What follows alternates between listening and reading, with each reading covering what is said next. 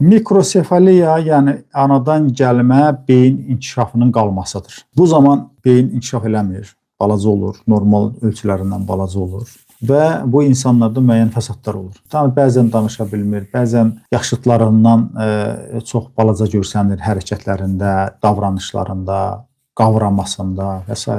Ən yaxşı müalicə üsullarından biri hicam üsuludur. Başdan hicam. Əgər qan azlığı yoxdursa, başdan çalışın mütəmadi hicam elətdirin. Məsələn, hər 3 aydan bir 5-6 ədəd başdan hicam elətdirin.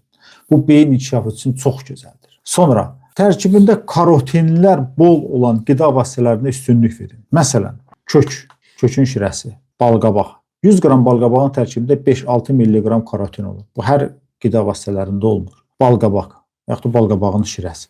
Məsələn, kök balqabaq şirəsində verə bilərsiniz. Kök və çoğundurun özündə də karotinlər var. Kök ilə çoğundurun qarışımından ibarət şirə hazırlayıb gündə 2 stəkan verə bilərsiniz. Bunlar beyin inkişafı üçün yaxşıdır. Və arı məhsullarından bol istifadə edin. Deməli, 100 qram güləm götürürsünüz, 100 qram çiçək tozu götürürsünüz, 1 kilo bal götürürsünüz. Bunların hamısını, çiçək tozunu, güləmi üyüdün, qarışdırın bala. Gündə 3 dəfə yeməkdən yarım saat əvvəl bundan bir dolu çay qaşığı verin, uşaq yesin. Bu da beyin inkişafı üçün yaxşıdır. Əgər imkanınız varsa, belə bir 15-20 qram da zəfəran qarışdırın. Zəfəran beyin inkişafı üçün daha çox faydalıdır.